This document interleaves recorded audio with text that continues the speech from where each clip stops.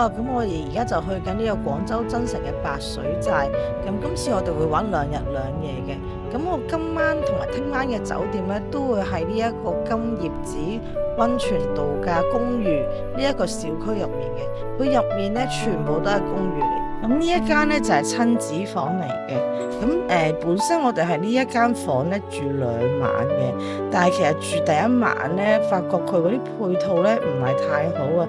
例如張床啊，可能都需要換床褥噶啦。其實因為瞓得唔舒服啊。咁連阿黃生都忍唔住話：喂，有冇得揾間好少少啊？我唯有同前台傾啊，就睇下佢有冇其他房型。咁結咗第2日咧，就轉咗間 loft 嘅。咁佢呢一個小區咧，全部都係公寓嚟嘅。所有嘅格局啊、裝修啊，幾乎一模一樣嘅。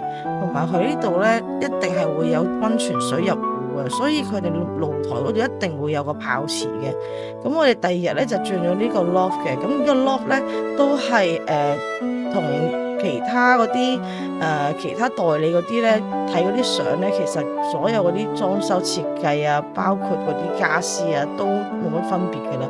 我諗應該成個小區嘅所有呢一啲房又好 loft 又好，都係一樣嘅。咁只係代理唔同啦。咁如果大家真係有興趣過嚟呢度玩嘅話，真係小心啲揀個代理啦。咁轉咗過嚟呢度之後就舒服好多嘅，真係好開揚，所以我都係唔建議大家租套房，情願租 loft 啫。佢呢度咧都唔係太貴嘅啫，500蚊樓下啦。無論你邊個房型，假期又好，唔假期都好，都係500蚊樓下呢個抵玩。咁佢成個白水寨咧都係旅遊區嚟嘅。咁佢除咗有呢個溫泉之外啦，仲有呢個大豐門嘅森林公園啦、白水寨風景區啦，去睇個瀑布啦，然後仲有卡丁車啊、漂流啊、呢個跳傘啊，其實所有嗰啲旅遊設施咧都係喺晒附近，所以我會選擇喺呢一個小區嗰度住，然後自己去買票去玩嘅。咁第1日咧，我就過咗嚟呢個森林海嘅嬉水樂園嘅。佢門票咧2大1細大概200蚊左右啦，咁包埋溫泉票噶啦。咁但係咧，佢入面咧有一個叫做水上運動中心嘅，佢入面咧有啲設施係唔包嘅，其他所有嘅嘢都包，包括漂流啊、衝浪啊，全部都包晒。佢入面非常之大，有啲入面設施咧，佢係唔俾你帶手機嘅，佢講明嘅係唔可以帶手機，好似嗰個漂流啊、激流嗰個係唔俾帶手機。同埋咧，佢入去之前佢要做安檢嘅，佢嗰啲無人機啊、杯麵啊嗰啲係唔可以帶嘅。所以大家記住啦，去之前真係唔好帶呢啲嘢入去啦。如果唔係要擺喺對面嘅保安室，佢9點零鐘收工咧，佢會催你出去攞。如果唔係咧，你要第2日先去攞翻㗎啦。咁佢大部分嘅嗰啲水池咧，包括室外好、室內好啦，都係暖水嚟嘅。除咗水上活動中心嗰個湖啦、激流河啦、漂流河啦嗰啲係凍水之外咧，其他咧嗰啲水咧都係暖水嚟嘅。咁佢每一個水池咧附近咧都會有一個溫泉池嘅，大概可能有啲由39度去到41度都有嘅。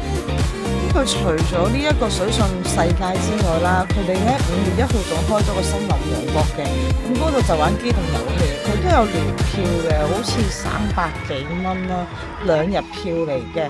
咁大家都可以上網去睇下嗰啲票啦，票價唔算太貴嘅。咁呢度嘅互動都比較多啲 show 都好多㗎，所以我會覺得大人細路過到嚟都啱玩嘅。好似而家我哋就喺呢一個音樂噴泉嗰度打水仗，佢哋跳舞咧，見到你揸機咧，佢哋真係會同你有互動嘅。同埋佢哋呢度嘅救生員都好多。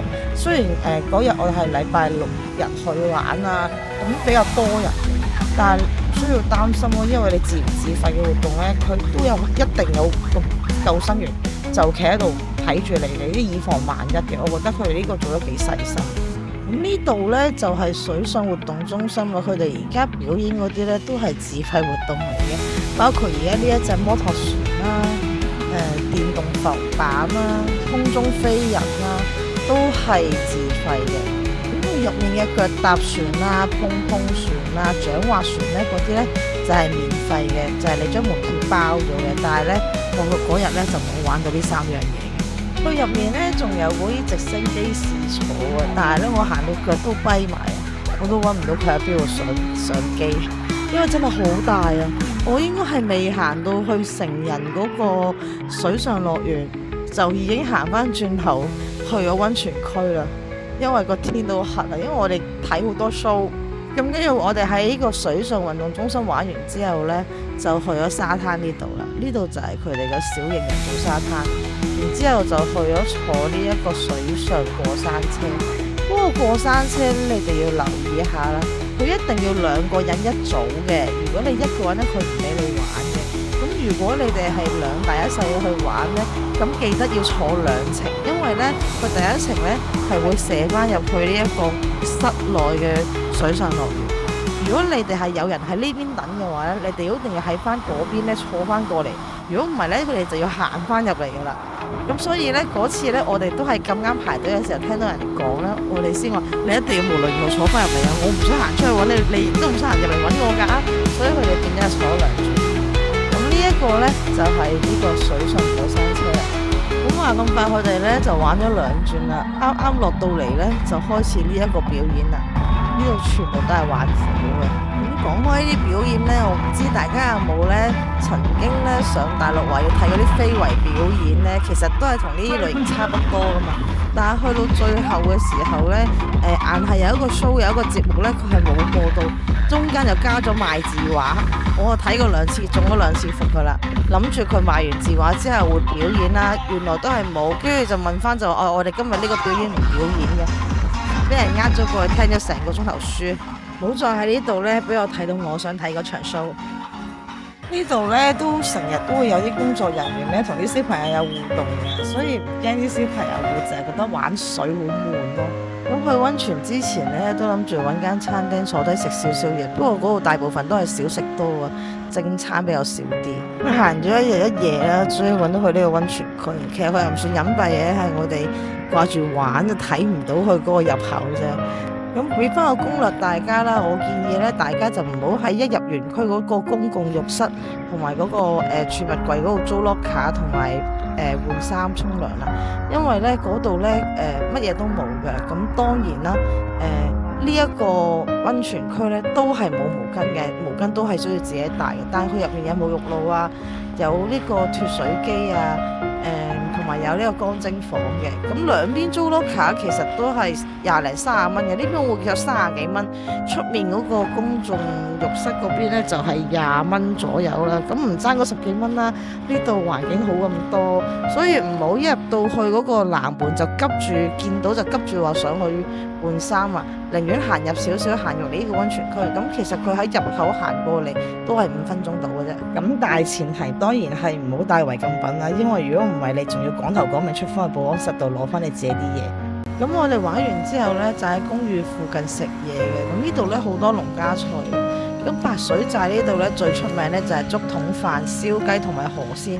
佢嗰個燒雞真係要試，你喺香港真係冇辦法食到嘅。最後俾埋啲攻略圖俾大家啦，咁呢一張呢，就係應該要帶啲乜嘢，唔可以帶啲乜嘢入園嘅攻略圖。咁後面呢張呢，就係快充慢充嗰啲充電樁嘅攻略圖嚟，因為我都係電車，所以我有做過 research，附近都有歐標嘅。